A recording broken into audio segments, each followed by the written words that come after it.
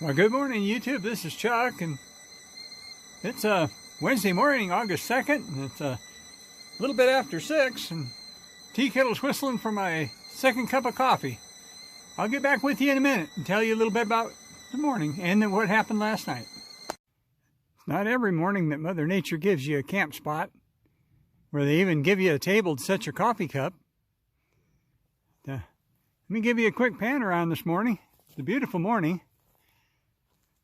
A lot of times when I first night out and I go on a trip, I don't sleep very good, but I slept like a rock last night. It was 58 degrees in the van when I got up this morning, so the temperature was just about perfect. And panned around to the woods. Hopefully, I forgot to warn our forest friends that I was filming, but hopefully they'll get it figured out. Kevin and Chris are stirring over there. We're not out to our chairs yet, but I'm going to get over there here pretty quick. So, be back with you here in a second. Well, we came over here to check on the gift stump. Now, Kevin and Chris put donuts out there last night and nobody took them. So, we walked over here this morning to take a quick look. There's Kevin, and give you an idea roughly how tall the gift stump is. This is the same one that I talked about in my gifting video where we had the video about the plate. This is the gift stump where that happened at. So, as you can see, nobody took our donuts last night. You can see, give a quick pan around here. You can see this is pretty squatchy looking country in here. Once again, I didn't warn them that I was going to start filming, but they probably understood when they heard me talking. We're going to head back over. Here comes Chris. We're going to head back over to the camp, and then they're going to tell us a little bit about what happened last night. So I'll be back with you in a minute. Okay, so last night Chris and I decided to come over here to the gift stump and put out a few donuts, and just a little farther back over here, it's like the entire atmosphere in here changed. You know, kind of like an energetic charge to the area. And so we come over and we put the donuts up, and I said a couple things to them about, you know, thank you for coming to visit us, and if you would like the donuts, they're there for you, and started to walk back, and I got right about here, walking back, and I got the mind speak, don't leave. And so I told Chris, I said, just told him not to leave, and so we turned around, and at this whole inner area in here, you know, probably a 40 foot or 30, 40 yard area was just full of energy. And yeah, it was not, I won't say oppressive, but it was very distinctive. Like, it was like we crossed a line into kind of like maybe like Kevin said, maybe a 40-yard circumference around here. And Kevin said when he closed his eyes, he just felt like, you know, his reality kind of shifted a little bit. I felt like when I closed my eyes, it was almost like a vertigo, but not with the nausea. You know what I mean? It was just, everything was just kind of different, imbalanced almost, but it was powerful, very powerful. Yeah, and but down here next to the gift stump, just to the left side of it, there was a shimmering image, just a little taller than what the actual stump is, but he was there, and you know, farther back in the tree line, you know, saw a couple twinkle lights, but just the energy was absolutely incredible. Yeah. And you know, so that's pretty much for it here. You know, we ended up walking back to the camp, and yeah, we'll talk about, you know, what we experienced and what we saw over there here in a minute. Okay, we'll be back with you. We're going to talk a little bit about what happened last night, but before I do that, I want to show you this tree over here.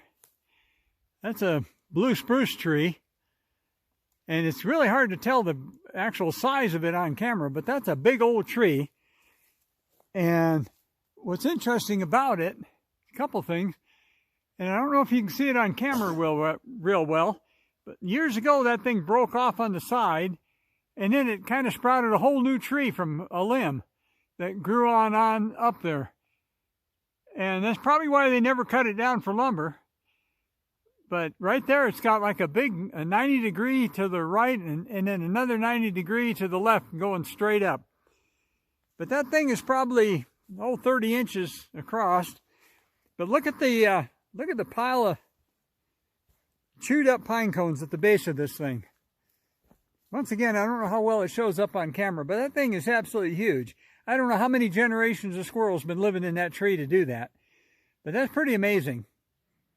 But what I want to do, I'm going to talk a little bit with, there's the van over there. I want to talk a little bit with Kevin and Chris about what they experienced last night. So, Kevin, you want to tell a little bit about what happened? Yeah, well, it was, it was starting out as a pretty typical night for this particular area. And the family group that's in this area, they do things a little differently than in some of the other areas that we go to. And you get a lot more physical, visual things happening here. And what I mean by that is, not so much of the shimmering images, even though we do get that in this area. More solid, actual seeing things moving around in full solid.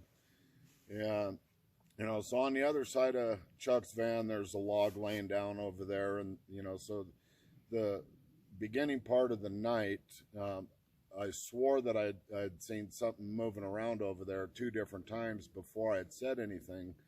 And what it appeared to me to be is that somebody had moved from the view of where Chuck's van is over to this log, but then it kept popping up his head over the top of the log, and Chuck will swing over there.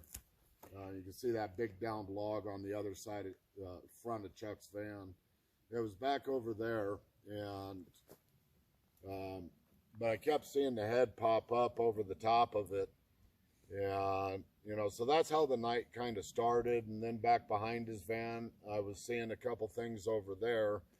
And, plus we were seeing twinkle lights and movement, more off to my 12 o'clock position. And there's a one of the big, huge pine trees that's about 30 yards directly in front of me. I saw an individual step out from behind it on the right-hand side. That's that tree right in the center of the frame next to that jagged, broke-off snag there.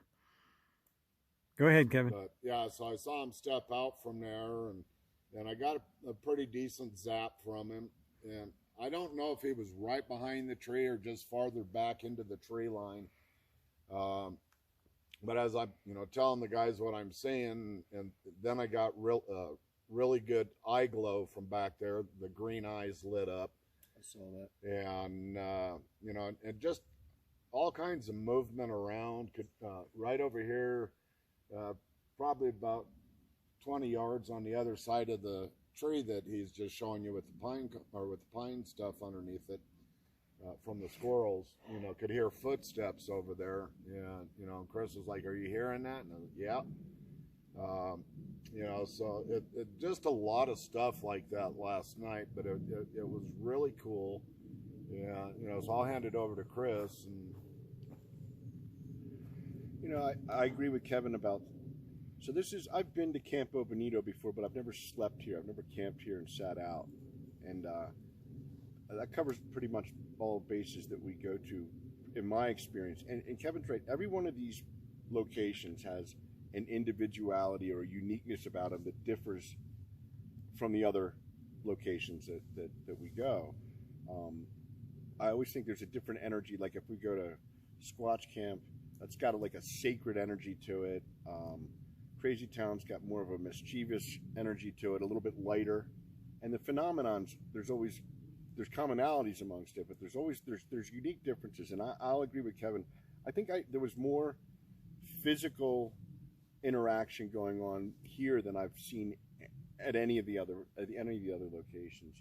I at one point last night I had gotten up to relieve myself, and there's a kind of an open meadow beyond our campsite where we have our trailer parked, and I watched a being move at pretty good speed, but not like lightning fast. Like these things can move really quick, like in a flash. And this one went slowed down enough.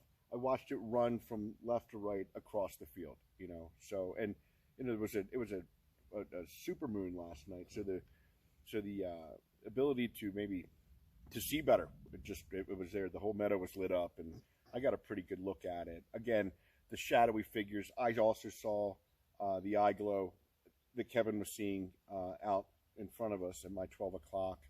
And, it wasn't, again, there was a difference than in other places that I've experienced as to how they interact. I had a couple light zaps and tingles throughout the course of the day and into the evening last night. And there was also some interesting vocals that were going on. At one point, we were getting something was barking or yelping. When I was sitting here, it sounded almost like a bird, but a really loud, big bird. And then when I went over there, the effect changed. It almost sounded more like a yelp, but it wasn't like a canine-like yelp. It was a vocalized, and we were responding to it and mimicking it back, and it was coming back at us while we were doing that. That went on for a good 5-10 minutes. Yeah, the whistling back and forth. Yeah, it was kind of like a whistle. And then also at one point off to my 3 o'clock over where those aspens are, there was definitely something walking around on 2 steps back there.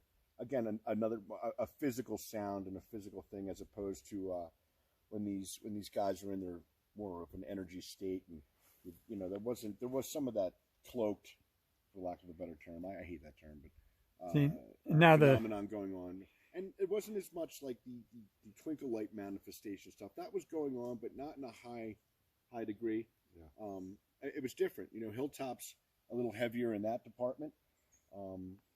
But a lot of the same. There were commonalities amongst it all. I mean, it's the same phenomenon, just different areas of it, and some kind of manifest differently, I think, in all the different places in a unique way. We like to say, oh, it's perhaps a different family. We're all just guessing. I mean, is it a different family group? We think so. I mean, we've had enough contact and communication, especially at every one of these locations, to have an outline of perhaps what their family hierarchies look like and how they interact and how they respond. But it's it's a different vibe here. Definitely, it was cool. It was a great night. So that's pretty much enough out of me. And then the gift stump is about probably 150 yards over that direction. And last night, Kevin walked over there to check on the gift stump and had one run away from you, right? Yeah. Saw one run away. So now, as far as I didn't really have a lot of activity last night. I never really got any solid zaps or even any good solid tingles. But these guys both had they had a little bit more activity than I did. I kind of felt a little bit like the odd man out. But what was kind of interesting last night is when I went to bed, I slept like a log last night. Only had to get up once during the night to do my business. But neither one of these guys slept real good. So it's like somebody was messing with them all night. So we don't know if that's what happened or not, but that's what it seems like. So let me pan back around. You can see the meadow over there, back behind those 2 trees. And you can also see, Kevin's been camping for a long time, and he's got this camping thing figured out. That's the cook tent and the truck. And they actually brought Wayne side by side with them this time. So they just have something to run around with while they're here. But I think with all that, I'm going to wrap this one up. This has gone for a while. And as I always do, I'll tell you to take care of each other and love each other and take care of yourself. This is a beautiful area. We're absolutely blessed to be able to come out and do this. And I'll catch you on another one here pretty quick. I'm going to be going over to Hilltop and meeting with another one of our people named Paul. And I'll get back with you again pretty quick on that. So for right now, give me one more shot of the van sitting over there, and I'll just tell you peace out.